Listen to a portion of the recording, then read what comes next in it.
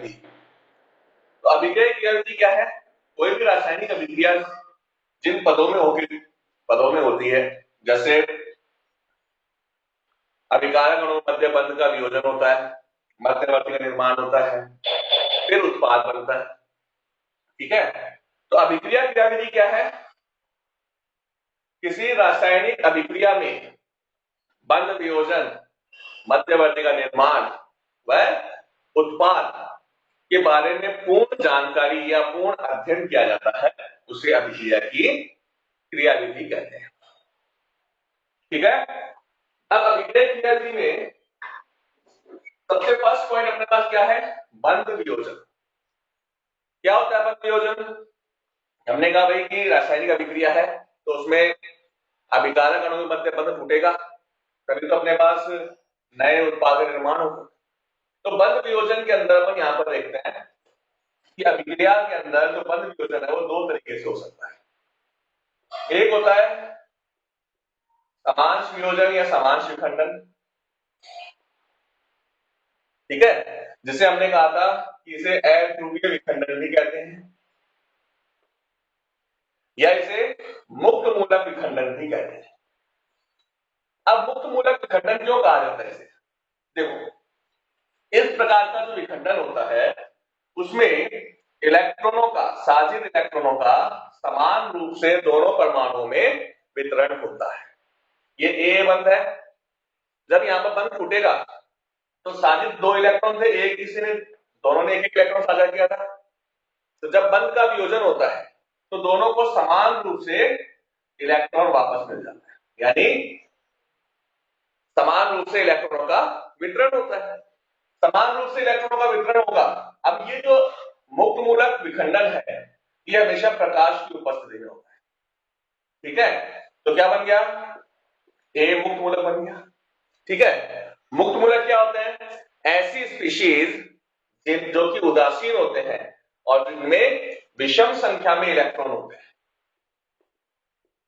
विषम संख्या में इलेक्ट्रॉन युक्त स्पीशीज को मुक्त मूलक कहते हैं। ठीक है, ऐसे स्पीशीज जिनमें विषम संख्या में इलेक्ट्रॉन होते हैं या अयुग्मित इलेक्ट्रॉन होता है उन्हें मुक्त मूलक कहा जाता है। ठीक है, फिर हमने एग्जांपल लिया कि मान लो मेरे पास ये CH3 है और ये दूसरा CH3 है। ठीक है, एथेन बन गया, दोनों कार्बन है, दोनों मिलकर इनका समान है। प्रकाश की उपस्थिति में यहां बंध का विखंडन होगा। अब देखो, अभी तक कार्बन के पास कितने इलेक्ट्रॉन थे? 8 इलेक्ट्रॉन थे, 2 ये थे, 2 4, 2 6 और 2 8। यहां भी कितने थे? 8 इलेक्ट्रॉन। जब समांश विखंडन हुआ, इलेक्ट्रॉनों का पूर्ण रूप से इक्वली जो है वितरण हो गया, तो मेरे पास क्या बन गया? CH3 मुक्त मूलक। कितने इलेक्ट्रॉन हुए? देखो 7 इलेक्ट्रॉन हो गए, 1 2 3 4 5 6 और 7। तो विषम संख्या में इलेक्ट्रॉन आ गए, है ना? तो विषम संख्या में इलेक्ट्रॉन वाले जो स्पीशीज होते हैं वो क्या कहते हैं? अपन मुक्त मूलक कहते हैं। तो कार्बनिक यौगिकों में समांश विखंडन के फलस्वरूप मुक्त मूलक का निर्माण होता है। इसे कहा जाता है मैथिल मुक्त मूलक। ठीक है, फिर हम लोगों ने कहा था कि मुक्त मूलक जो है कितने प्रकार के हो सकते हैं, तो प्रकार की बात की थी हमने। तो मुक्त मूलक क्या अपने पास? मध्यवर्ती है। ठीक है, तो पहला मध्यवर्ती कौन सा आ गया अपने पास? मुक्त मूलक मध्यवर्ती। समांश विखंडन के फलस्वरूप मुक्त मूलक मध्यवर्ती बनता है। कितने प्रकार के होते हैं? तो हमने कहा मैथिल मुक्त मूलक,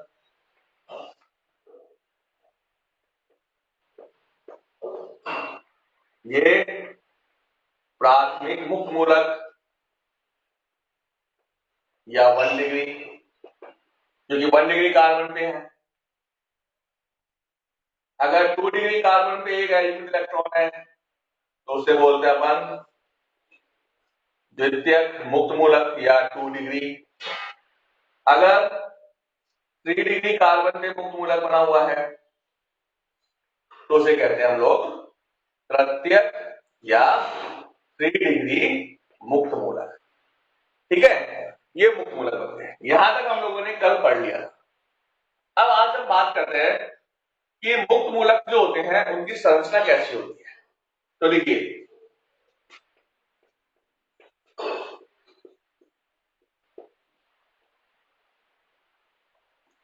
कार्बन मुक्त मूलक में कार्बन मुक्त मूलक में कार्बन मुक्त मूलक में कार्बन परमाणु कार्बन मुक्त मूलक में कार्बन परमाणु sp2 संकरित होता है। sp2 संकरित होता है, जिसके 3 sp2 कक्षक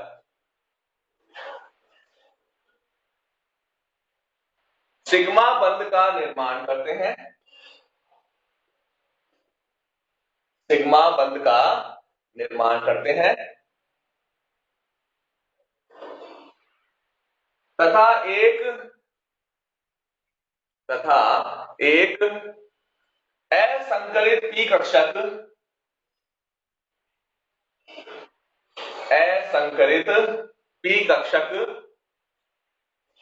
रिक्त अवस्था में होता है।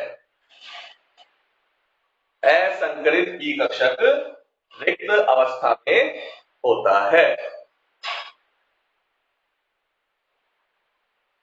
इसकी ज्यामिति समतल त्रिकोणीय व बंध कोण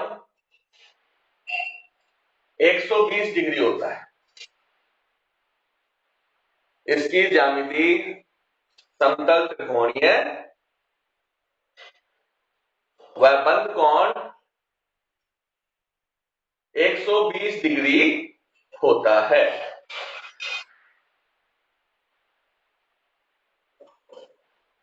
एक 120 डिग्री होता है। ठीक है, तो मुक्त मूलक बन गया अपने पास, प्रकार आ गए, संरचना आ गई। अब लिखेंगे हम इसके स्थायित्व का क्रम। मुक्त मूलकों के स्थायित्व का क्रम। तो देखो, जो 3 डिग्री मुक्त मूलक होता है उसका स्थायित्व अधिकतम होता है और मैथिल मुक्त मूलक का स्थायित्व जो है वो न्यूनतम होता है। 3 degree greater than 2 degree greater than 1 degree greater than Maithil मुक्त मूलक। ठीक है, ये इसके स्थायित्व का है। मुक्त मूलकों के स्थायित्व के क्रम को मुक्त मूलकों के स्थायित्व के क्रम को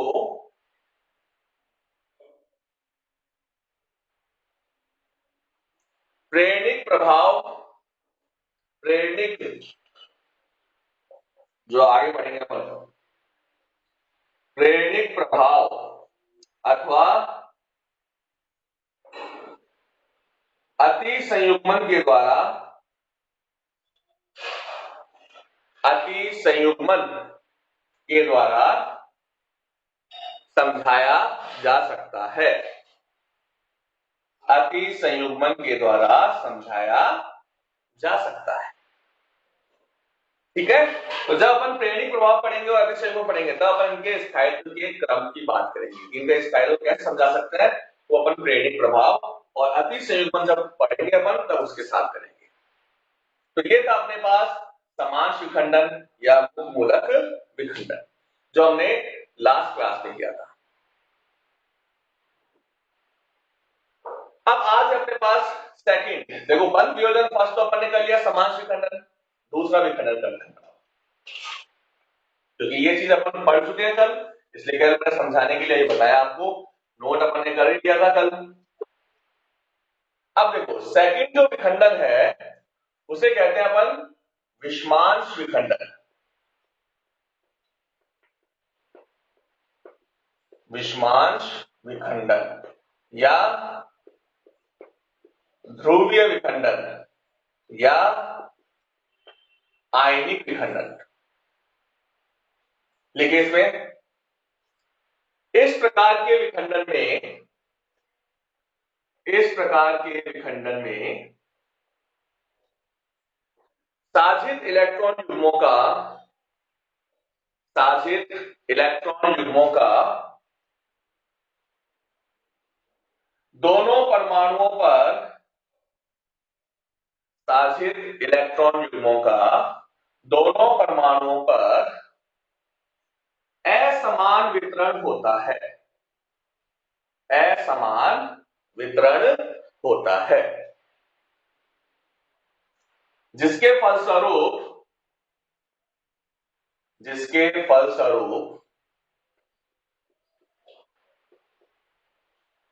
आयनों का निर्माण होता है।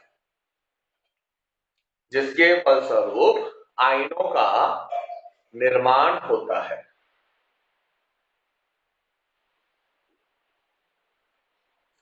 इसलिए इसे आयनिक विखंडन अथवा ध्रुवीय विखंडन कहते हैं। आयनिक विखंडन अथवा ध्रुवीय विखंडन कहते हैं।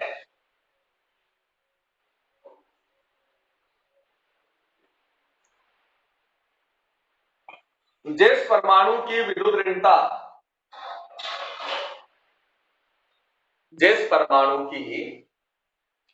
ऋणता अधिक होती है,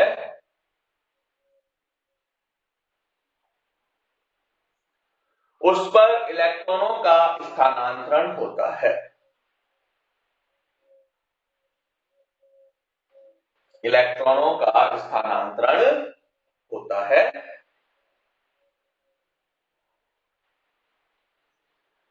इस कारण उस पर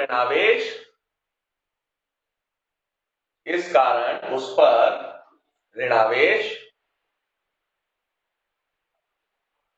व दूसरे परमाणु पर धनावेश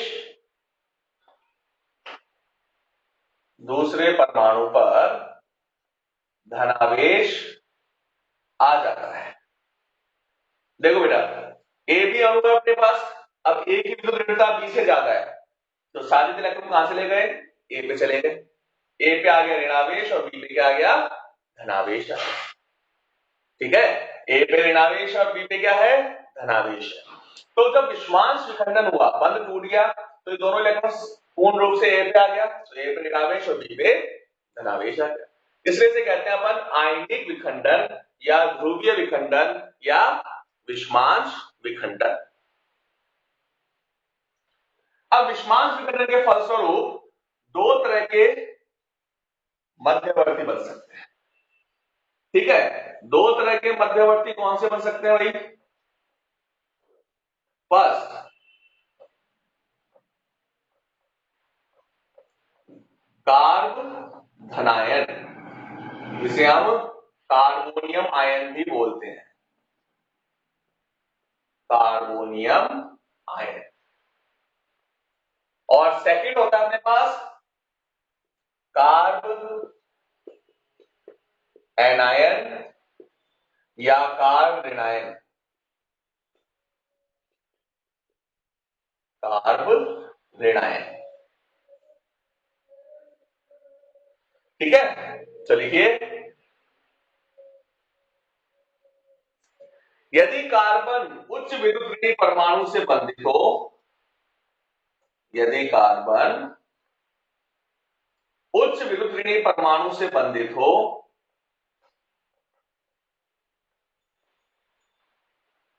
तो विषमांश विखंडन के फलस्वरूप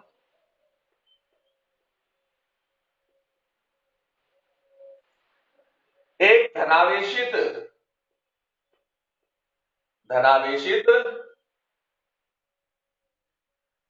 6 इलेक्ट्रॉन युक्त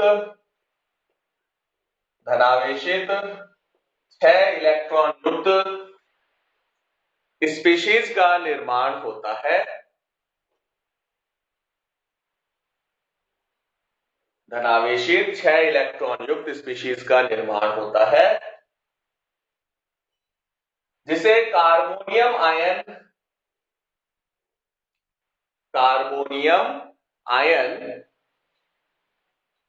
अथवा कार्ब धनायन कहते हैं, अथवा कार्ब धनायन कहते हैं।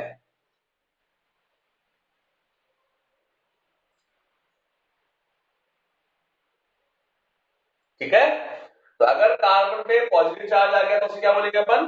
कार्बोनियम आयन या कार्ब धनायन कहते हैं। कार्बोनियम आयन में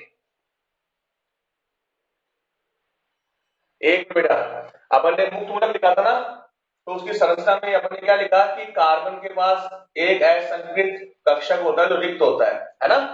तो वहां पर रिक्त मत लिखना, वहां लिखना कि मुक्त मूलक में जो असंकृत कक्षक होता है उसके पास अयुग्मित इलेक्ट्रॉन होते हैं। मुक्त मूलक के असंकरित कक्षक में अयुग्मित इलेक्ट्रॉन होता है। गलत दिमाग से निकल गया मेरे, ठीक है? अपन ने वहां पर रिक्त लिखा था, रिक्त की जगह लिखना आपको अयुग्मित इलेक्ट्रॉन होता है। ठीक है, अब यहां लिखिए, कार्ब धनायन में कार्बन sp2 संकरित होता है, sp2 संकरित होता है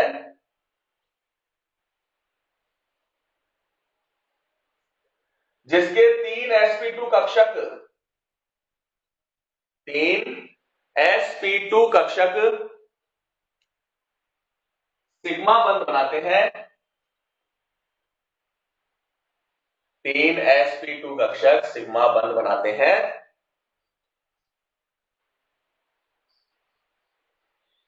तथा एक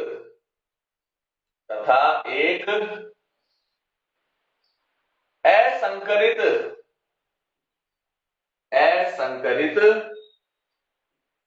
पी कक्षक में, असंकरित पी कक्षक रिक्त अवस्था में होता है। यहां पर होता है रिक्त अवस्था में, यहां पर अयुग्मित इलेक्ट्रॉन है, रिक्त अवस्था में होता है। इसकी संरचना समतल त्रिकोणीय वह बंद कोण 120 डिग्री होता है। संरचना समतल त्रिकोणीय व बंद कोण 120 डिग्री होता है।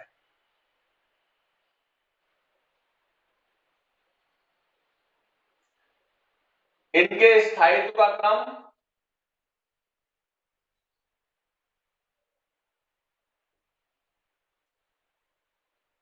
प्रत्येक कार्ब धनायन का स्थायित्व अधिकतम,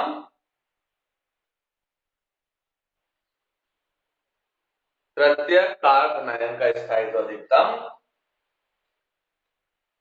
वह मैथिल कार्ब धनायन का न्यूनतम होता है। मैथिल कार्ब धनायन का न्यूनतम होता है। वही क्रम है जो मुक्त मूलक का होता है। ठीक है भाई, प्रकार मैंने लिखा है, प्रकार तो समझ ही गए होंगे कौन कौन से प्रकार होते हैं। मैथिल कार्ब धनायन, प्राथमिक कार्ब धनायन, द्वितीय कार्ब धनायन और तृतीयक कार्ब धनायन, ये प्रकार होते हैं अपने पास, है ना? तो ये इनका स्थायित्व का क्रम है। ठीक है, तो कार्ब धनायन हो गया कंप्लीट। नेक्स्ट क्लास में क्या करेंगे हम लोग?